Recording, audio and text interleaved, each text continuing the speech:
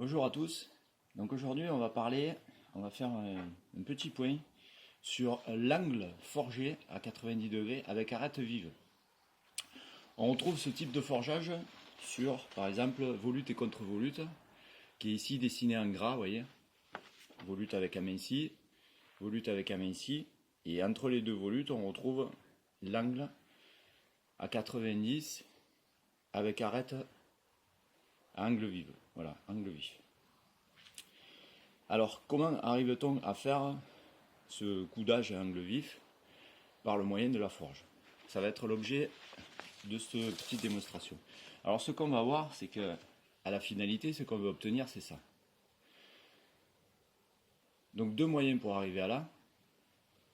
Ou bien, on arrive sur deux morceaux de fer différents, on chanfreine, on soude, et on meule à zéro, on lime, et on passe des heures à essayer de le faire propre, avec toujours des recoins, des endroits où ça ne sera jamais vraiment propre, ou tout simplement on le forge au moyen d'une technique.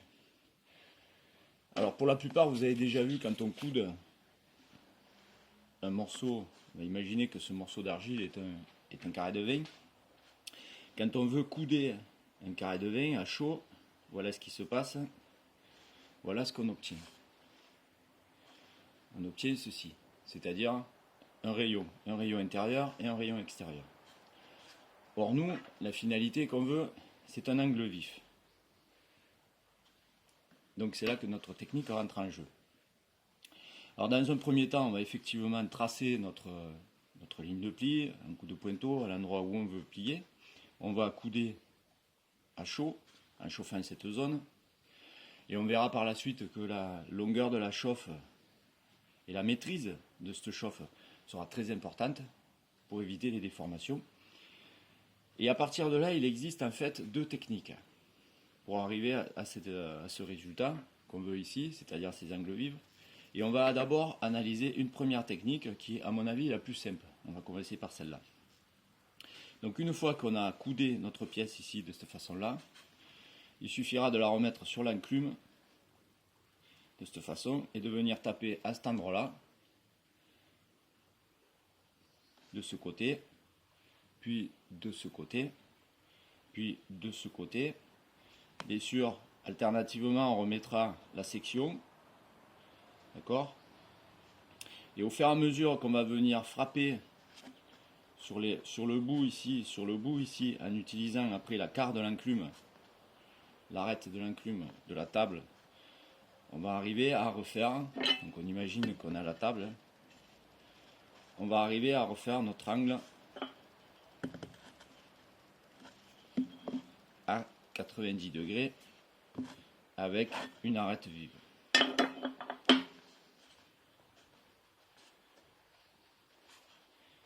À force de taper, de reformer et de refouler la matière, on va venir rapporter de la matière dans l'angle et on arrivera à 90 au résultat final.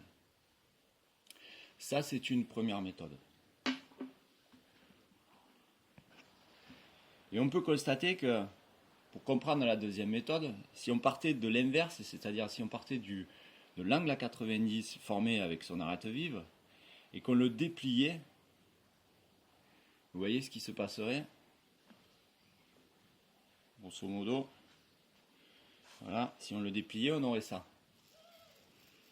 Donc en fait, notre objectif va être très simple.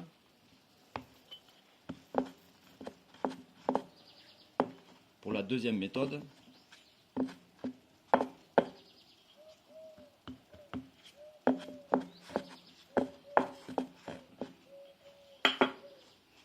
si on repartait de notre barre de carré de vin, grosso modo, il faudrait donc chauffer, exactement comme pour le coudage tout à l'heure, il faudrait chauffer sur une distance environ 40 mm et refouler la matière sur cette zone-là.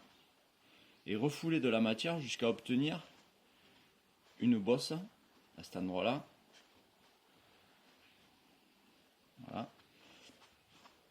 Ensuite, il faudrait venir frapper cette zone-là pour en faire, marteler cette zone-là pour en faire un angle vif, ou le plus vif possible.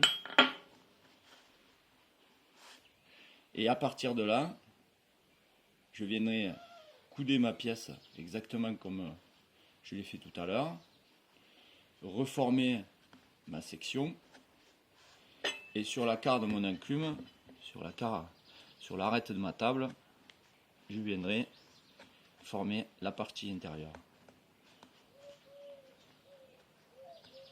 en martelant sur les arêtes. J'espère que c'est assez clair pour tout le monde. Donc on a vu là deux techniques. Personnellement, je préfère la première, que je trouve plus simple. Mais la deuxième a ses avantages aussi. On en parlera sur d'autres vidéos. Donc dans un premier temps, on l'a fait sur de l'argile. Maintenant, il va falloir passer aux choses concrètes. Il va falloir passer sur le métal.